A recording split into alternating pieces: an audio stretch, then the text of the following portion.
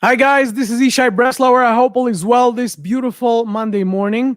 Hope you guys are doing well.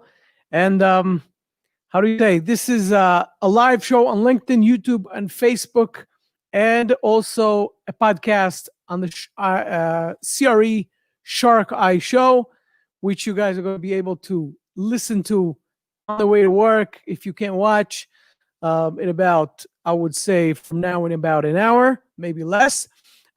Today we're going to discuss retail. On Monday, basically, Monday's what I do. I dive deep into one of the asset classes. I get into it and we discuss this in detail and what's going on now, market outlook. Today, when we are energetic, we are rested and we're focused, we're going on our way to work. We are going to now talk about retail, what's going on with this asset class and how do we look at it and what's going on in the market. And this is a very interesting topic and a bit unfortunate, not a bit, but unfortunate. So we're going to get into it a little bit. But before I get into what's going on today with this thing that is called retail, what I'm going to do today is, first of all, I'm going to go through a little bit of a background. Okay, we're going to talk about what happened to retail until now, and there's a lot going on. So first of all, the background of retail and what happened to retail was, it goes all the way back to around the 80s, where with the shopping malls, meaning, retail is a big word, and you could have power centers, shopping centers, strip malls. You have millions of names to them, and everyone has a category. If you guys want to dive deep and learn this, go to the ICSC and see all the categories. But in order to really be focused on what happened to retail, if we go back to the 80s, and the trend was to take it out to the suburbs and to make those large shopping malls, shopping centers, huge existences that the families went out and had fun, and we all remember them and all still, experiencing them every once in a while. But then what happened was the revolution of e-commerce came in. And in one word, we call it Amazon. Everybody knows this word. And that one word basically took this world of retail and put it upside down. And everything changed since. And the key thing to understand about what happened to retail is to really understand, and know that things are, they are not as bright as people thought they will be beforehand. And that's what happened to the JCPenney's, to the Sears, to the Kmart's, to all these guys that went out of business. But what happened was they did not pivot. Walmart did pivot on time. Target did pivot, meaning it took them a little while, but then they got themselves together and they pivoted on time and they got their act together. And they are a very good example of what works.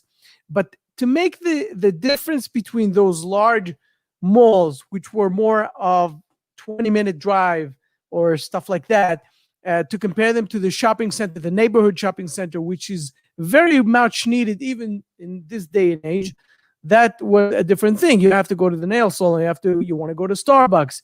You want to go send a FedEx. Meaning those things were necessary to, for a 5-minute drive, 7-minute drive, 3-minute drive, doesn't matter where, but they're located inside the neighborhood with a small shopping center with 3 stores, 4 stores, 10 stores, that kind of a thing, a small strip mall or something like that, that is more approachable, more people can access it easily. So that is the history. And what happened was basically that when e-commerce came, killed many stores that did not pivot on time and did not get to the e-commerce, revolution on time. And that was a major aspect of these things. So if we focus on what happened when COVID hit, that was a major thing. So what happened when COVID hit? COVID came and like a storm, told everybody that they have to stay at home. Nobody can get out. Everybody has quarantined. And all of a sudden, the stores are starting to bleed. Okay? So if we get into the numbers, just to understand a little bit what's going on, because I can't go over the whole history of retail and shopping centers and all that stuff, but I can go a little bit over of what's happening today. And that is, first of all, we see on one hand, we see cap rates that are pretty stable. Okay, cap rates are being pretty stable. Now, on the other hand, we see jobs, and retail is all about jobs. Okay, jobs, we had about 22 million, I think, lost, if I'm not mistaken with the numbers, and 11 million we got back. We were still short.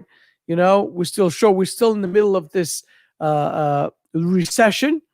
If we look at all kind of agencies that put out all the numbers out, so everybody, a lot of them, let's put it that way, are predicting that 2021 is going to be a distress year. That a lot of distress will come out. Vacancies are predicted to rise up to 13%. So that's not these are not good news. Why? Because still we have all these PPP loans and all these things. I'm going to discuss this in a second. Rent collection is the bad story in this whole thing. Rent collection are about 40% than what it used to be. So that is, all these numbers are really, really bad news to this asset class. So we spoke last time, we spoke about the multifamily. Multifamily is considered to be so resilient, so stable comparing to these to this asset class that's called retail. We spoke about office the other week, and office is also getting pounded, but not as much. And retail is really getting pounded. So first, I just want to discuss a few elements about tenant mix principles. The tenant mix principle, not everybody's following those principles, but these are the basic principles when it comes to retail. The tenant mix principles come and talk about first of all, to have an anchor, and you have different types of anchor. You have those big box retailers, and who are anchors national, they are publicly traded and all that stuff.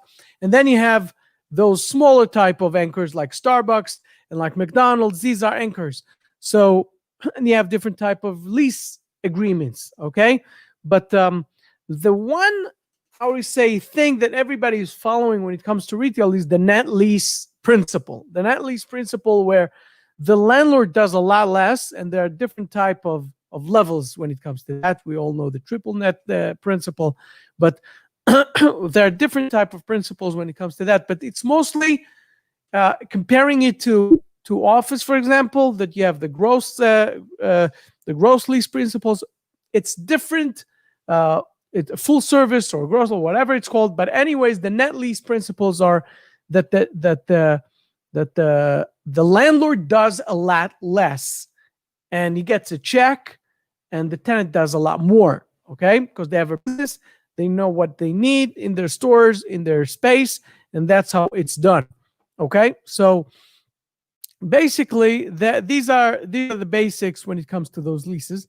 Then you have the moms and pops, and that's, I think, that the nation's story, the international story, is the moms and pops. What happened to moms and pops, and how are they, the small stores, small businesses, who basically these guys are the backbones of our economy. They're the backbones of our economy, and how are they doing?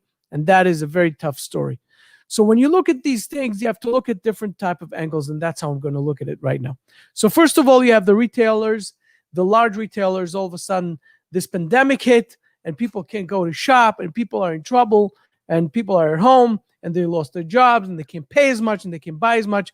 What do they do when it comes to those large retailers, the anchors, the big guys, the publicly traded companies? So the tendency is basically, when you are such a big guy, you come to the landlord and you're renegotiating your lease. And that's what basically is happening. They're renegotiating their lease terms and putting the pressure on the landlord from the side of, I'm not making enough money, or I'm not making any money at all, and I need a new lease. And when it comes to a corporate, they have, they have a very certain way to do business, and then the landlord has to deal with them from that point of view of renegotiating a lease, and what am I going to do, and how it should be done, et cetera, et cetera. So that is from the large tenants. When it comes to the moms and pops, it's a totally different aspect, because these guys are trying to survive. They're trying to keep their head above the water. They're trying to just get over their day, trying to do whatever they can do. So when it comes to them, they just can't pay rent. It's not about renegotiating or negotiating. Of course, they're going to negotiate, but sometimes there's nothing to negotiate when you're a moms and pops. You're a small business or medium-sized business, whatever you are. Usually, it's small businesses that you need to pay rent in order to just keep yourself going, and your income. You can't feed your family. Then that is a huge problem.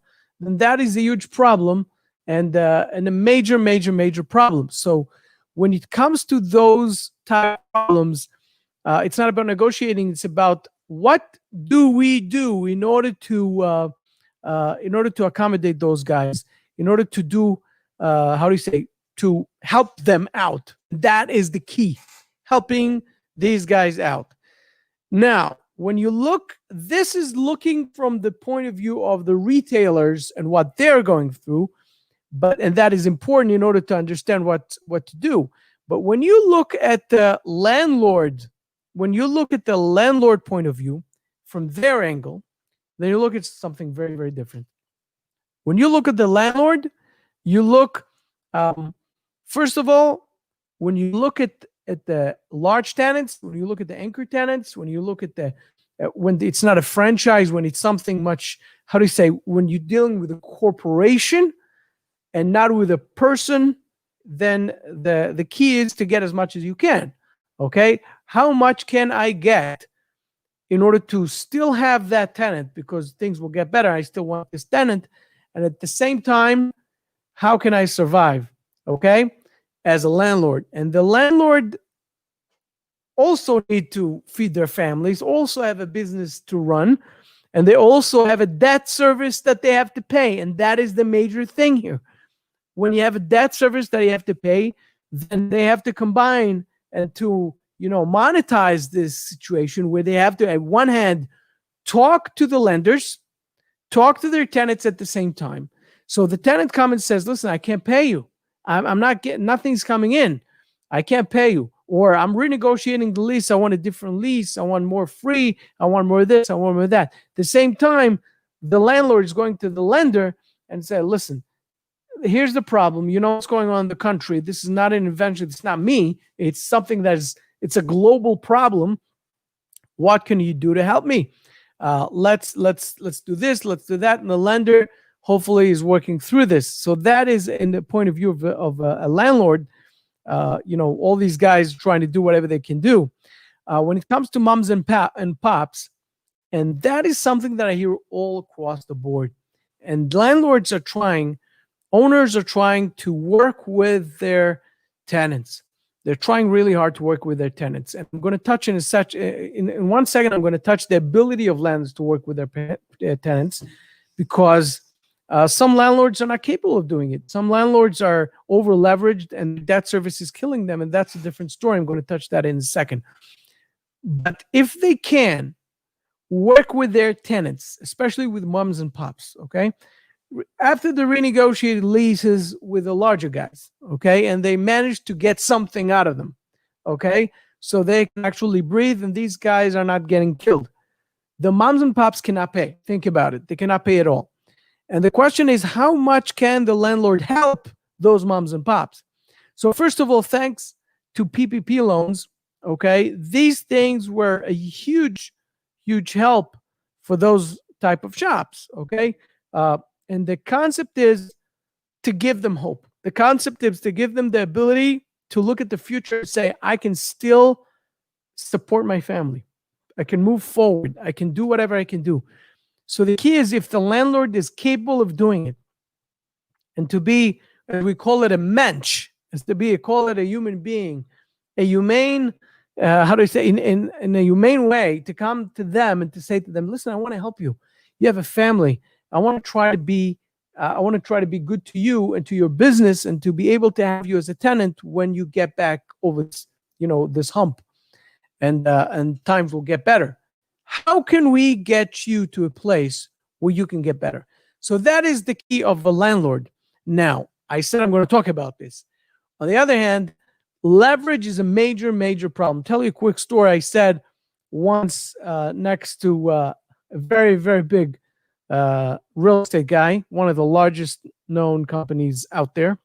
I'm not going to mention the name right now, but I realized that he's the owner of this mega, mega, mega corporation. I asked him, what is your secret to grow your company in such a way? He made a company that is a multi-billion-dollar company. And he says to me, we don't over leverage. Our leverage is not passing the 50%. So I said, okay, that means that you have to get a lot of equity. He said, yes, we do. We got a lot of LPs, we have partners, etc. We share the profit. We don't have big eyes, but we don't over leverage. We are very careful when it comes to leverage. So this is something to take into consideration, right?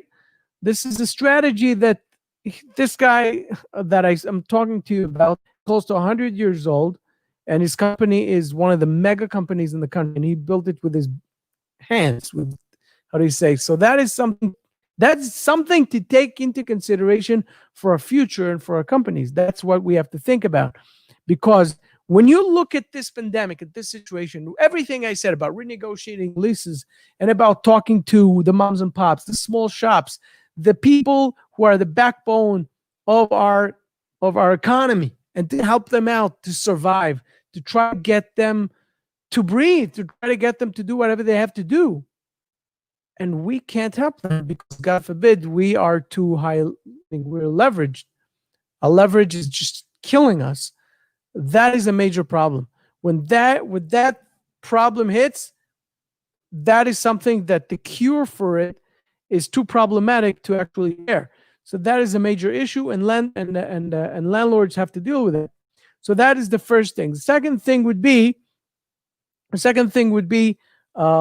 let's discuss for a second the viability, not only of the business and their ability to survive, but the idea of what type of businesses are out there when it comes to those type of businesses, like hair salons and nail salons and coffee shops and all those guys. There's no app that is invented that you can get a coffee and drink your app.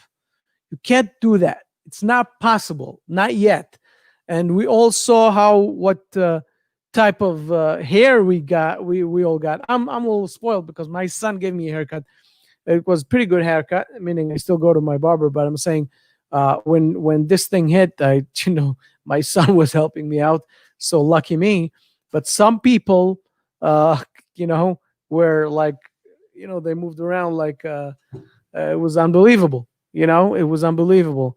It got wild over there, as we call it.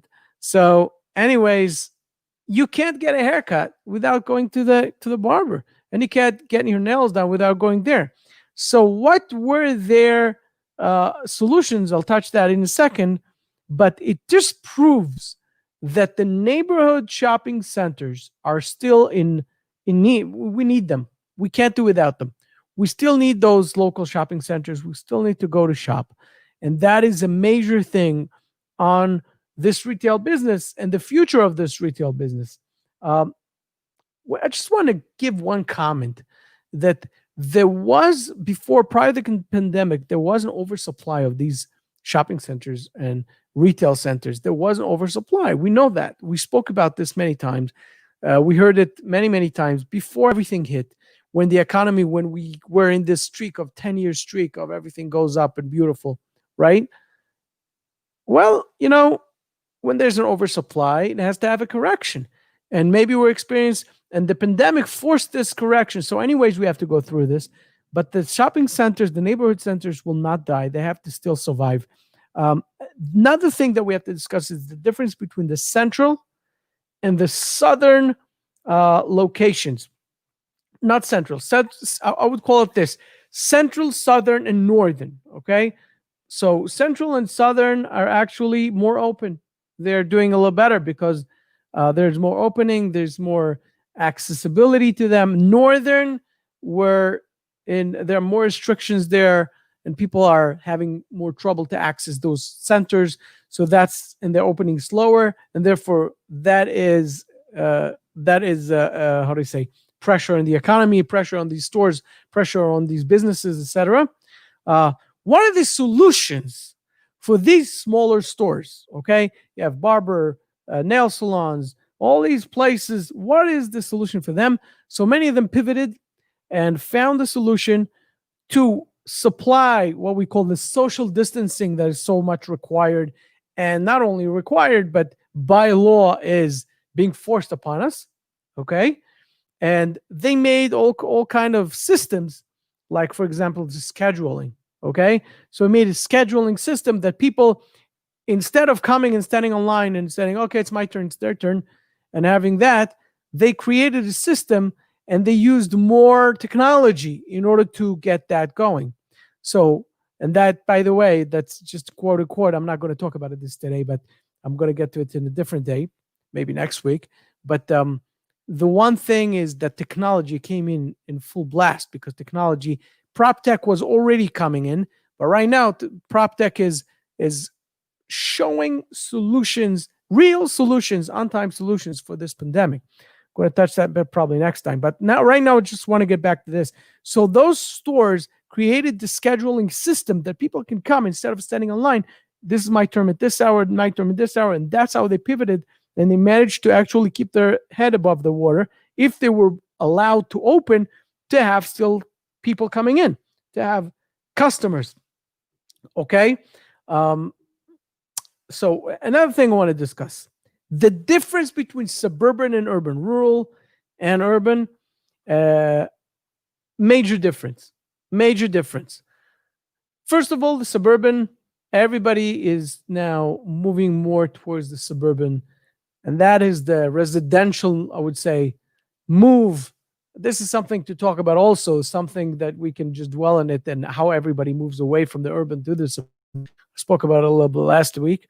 But right now we have to understand that how it affects retail, the whole retail concept. So when it comes, for example, to places like New York, okay, we all hear about the exodus of New York City.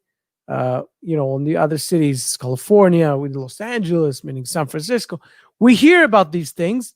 We know about these things, downtown Chicago. We hear about these things, that these things are happening. But I hear from people that in New York, at least in area, and I'm going to touch that now.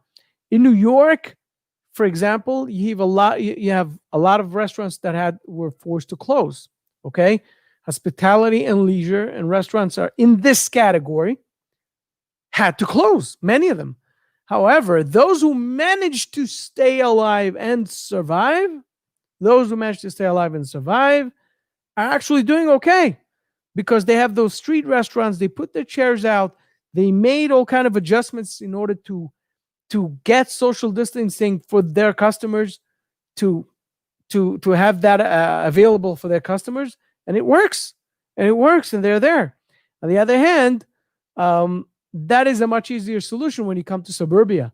Okay, a lot easier. And therefore, the exodus from the big cities also cause retailers to close down. Okay, so that is something that is pretty major. Okay, what type of stores are really succeeding out there? And we spoke about nail salons, and I spoke about the barbershops and the Starbucks and all those guys. Dollar stores are doing phenomenally. Supermarkets, of course, Home Depot, meaning all these guys are doing pretty well. So you have this, situation where you see types of retailers that are actually diving deep, and those type of retailers that are thriving.